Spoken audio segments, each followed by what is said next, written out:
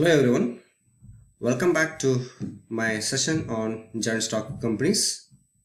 Dear students, today I am going to discuss about the commencement stage of business, the requirements, minimum subscription, declaration, e-filing for commencement of business certificate and Form INC 20A. Dear students, as you have already studied about the three important stages in formation of company. One is promotion stage, second one is incorporation stage, and the third one is capital subscription stage. Dear students, today we are going to discuss about the fourth stage in formation of company, that is business commencement stage. To obtain this certificate of commencement from Register of Companies, the following conditions must be fulfilled. ನಾವು ಕಂಪನಿಯ registrar ಕಡೆಯಿಂದ ಕಂಪನಿಯ ವ್ಯವಹಾರಗಳ ಪ್ರಾರಂಭ ಪ್ರಮಾಣ ಪತ್ರವನ್ನು ಪಡೆದುಕೊಳ್ಳಬೇಕಾದರೆ ಈ ಮಹತ್ವದಾಗಿರುವಂತಹ ಸ್ಥಿತಿಗಳನ್ನು ನಾವು ಹೊಂದಿರಬೇಕು. ಒಂದು, a prospectus must be filed with the Registrar of Companies. Then second, the number of shares allotted is not less than the minimum subscription mentioned in the prospectus. ನಾವು ಪ್ರಾಸ್ಪೆಕ್ಟಸ್ ನಲ್ಲಿ ಮೆನ್ಷನ್ ಮಾಡಿರುವಂತಹ ಮಿನಿಮಮ್ ಸಬ್ಸ್ಕ್ರಿಪ್ಷನ್ ಕಿಂತ ಕಡಿಮೆ shares ಗಳು allot ಆಗಿರಬಾರದು. Then the directors have taken up and paid for their qualification shares. ನಿರ್ದೇಶಕರು ಅರ್ಹತಾ ಷೇರುಗಳನ್ನ ಖರೀದಿಸಿರಬೇಕು ಮತ್ತು ಅದರ ಮೊತ್ತವನ್ನು ಪೇ ಮಾಡಿರಬೇಕು. Then the declaration that no money is liable to become refundable to applicants for shares. So ಯಾವುದೇ ಒಬ್ಬ ಅರ್ಜಿದಾರನ ಷೇರು ಅರ್ಜಿದಾರರಿಗೆ ಹಣವನ್ನು ಕೊಡಬೇಕಾಗಿರುವಂತಹ ಜವಾಬ್ದಾರಿ ಇಲ್ಲ ಅನ್ನುವಂತಹ ಘೋಷಣಾ ಪತ್ರವನ್ನು ಕೊಟ್ಟಿರಬೇಕು. Then a declaration by one of the directors or the secretary to the effect that all the conditions regarding commencement of the business have been complied with. ಅಂದರೆ ವ್ಯವಹಾರ ಪ್ರಾರಂಭ ಮಾಡೋಕೆ ಸಂಬಂಧಪಡ್ತಕ್ಕಂಥ ಎಲ್ಲಾ ವಿಷಯಗಳನ್ನು ವ್ಯವಸ್ಥಿತವಾಗಿ ನಾವು ಹೊಂದಿದ್ದೀವಿ ಅನ್ನುವಂತಹ ಒಂದು ಘೋಷಣಾ ಪತ್ರವನ್ನು ಒಬ್ಬ ನಿರ್ದೇಶಕರು ಅಥವಾ ಕಾರ್ಯದರ್ಶಿಗಳಿಂದ ನೀಡತಕ್ಕಂಥದ್ದು. Then for commencement of business, these are the following documents which are to be required. One is a declaration that share payable in cash have been subscribed for and allotted up to the minimum subscription mentioned in the prospectus. Then second, a declaration that every director has paid in cash the application and allotment money on his shares in the same proportion as others. A declaration that no money is payable or liable to become payable to the applicants because of the company to either apply for or obtain permission to deal in its security on stock exchange. A statutory declaration that the above requirement have been complied with. ವ್ಯವಹಾರ ಪ್ರಾರಂಭ ಪ್ರಮಾಣ ಪತ್ರವನ್ನು ಪಡ್ಕೊಳ್ಬೇಕಾಗಿತ್ತು ಅಂತಂದ್ರೆ ನಾವು ಪ್ರಮುಖವಾಗಿ 4 ಮಹತ್ವದಾಗಿರ್ತಕ್ಕಂಥ ಡಿಕ್ಲರೇಷನ್ಗಳನ್ನ ಮಾಡಬೇಕಾಗ್ತದೆ. ಮೊದಲನೇ declaration ಏನು ಅಂತಂದ್ರೆ ನಮಗೆ ಬೇಕಾಗಿರ್ತಕ್ಕಂಥ ಮಿನಿಮಮ್ ಸಬ್ಸ್ಕ್ರೈಬ್ ಆಗಿದೆ ಮತ್ತು ಅದರ ಹಣ ಕಂಪ್ಲೀಟ್ ಆಗಿ ಬಂದಿದೆ ಅನ್ನುವಂಥದ್ದು. ಎರಡನೇ ಡಿಕ್ಲರೇಷನ್ ಪ್ರತಿಯೊಬ್ಬ ನಿರ್ದೇಶಕರು ಅವ್ರಿಗೇನು ಒಂದು ಕ್ವಾಲಿಫಿಕೇಶನ್ ಶೇರ್ಸ್ಗಳನ್ನ ತಗೊಳ್ತೀನಿ ಅಂತ ಹೇಳಿದ್ರು, ಅದಕ್ಕೆ ಆ ಒಪ್ಪಂದದ ಪ್ರಕಾರ ಅವರು ಅದನ್ನ ಪರ್ಚೇಸ್ ಮಾಡಿ ಅದರ ಫೀಸನ್ನು ಕೊಟ್ಟಿದ್ದಾರೆ ಅನ್ನುವಂಥದ್ದು. ಮೂರನೇ ಡಿಕ್ಲರೇಷನ್ ಯಾವುದೇ ರೀತಿಯಾಗಿರ್ತಕ್ಕಂಥ ಹಣವನ್ನು ಷೇರು ಅರ್ಜಿದಾರರಿಗೆ ರಿಫಂಡ್ ಮಾಡಬೇಕಾಗಿರುವಂತಹದ್ದು ಉಳಿದಿಲ್ಲ ಅನ್ನುವಂಥದ್ದು.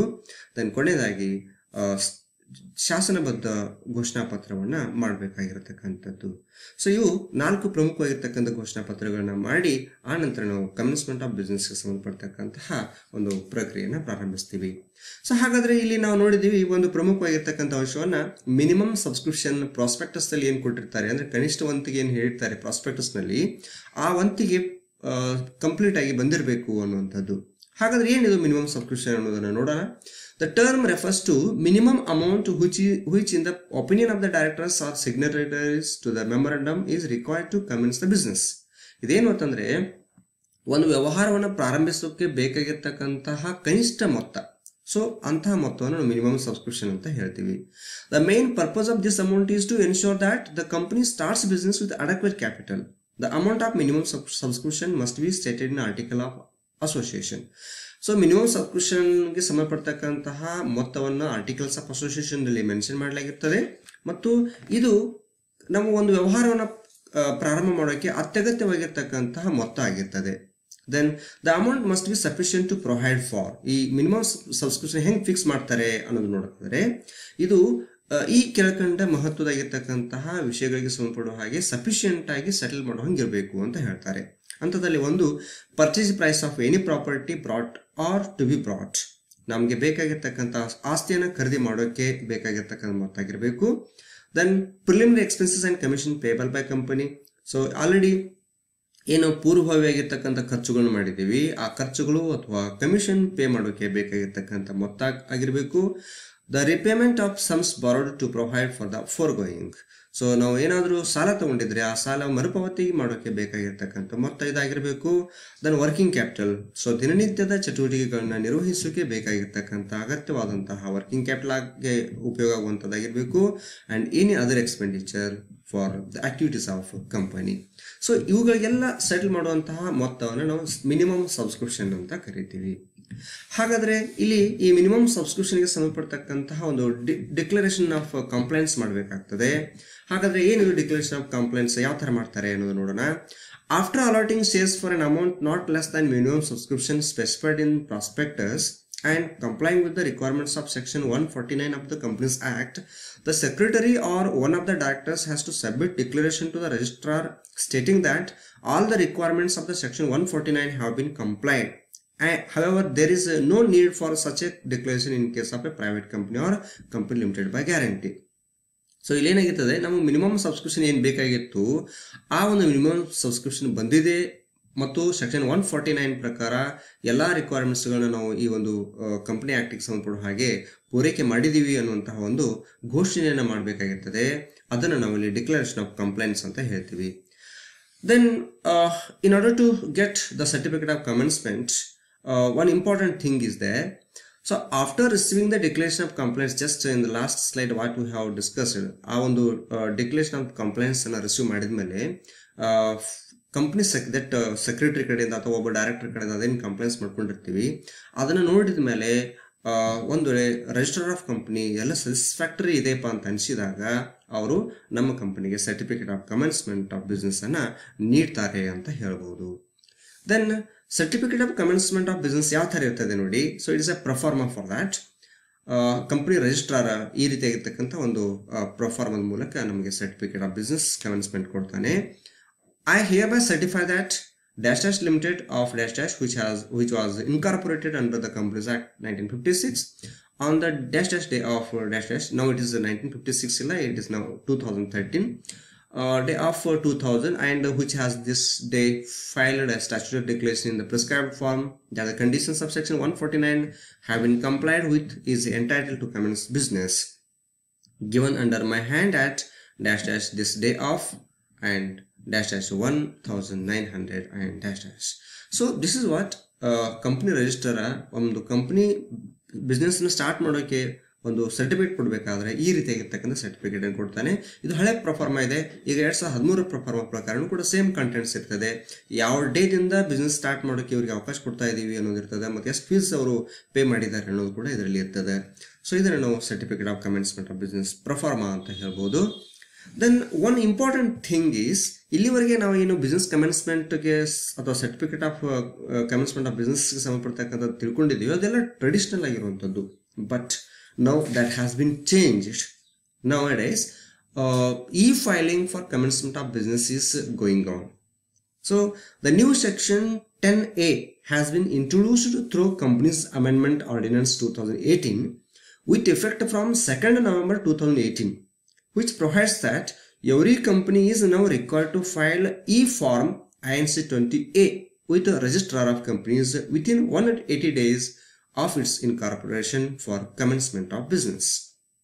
ಅಂದರೆ ಯಾವುದೇ ಕಂಪನಿಯು ತಾನು ಇನ್ಕಾರ್ಪೊರೇಷನ್ ಮಾಡ್ಕೊಂಡಿರ್ತಕ್ಕಂಥ ದಿನದ ನಂತರ, ಅಂದರೆ ಇನ್ಕಾರ್ಪೊರೇಷನ್ ಆಗಿ 180 ದಿನಗಳ ಒಳಗಾಗಿ ಈ ಫಾರ್ಮ್ INC 20A ಅಂತೇಳಿ ಒಂದು ಮಿನಿಸ್ಟ್ರಿ ಆಫ್ ಕಾರ್ಪೊರೇಟ್ ಅಫೇರ್ಸ್ದವ್ರು ಮಾಡಿರ್ತಕ್ಕಂಥ ಒಂದು ಫಾರ್ಮ್ ಇದೆ.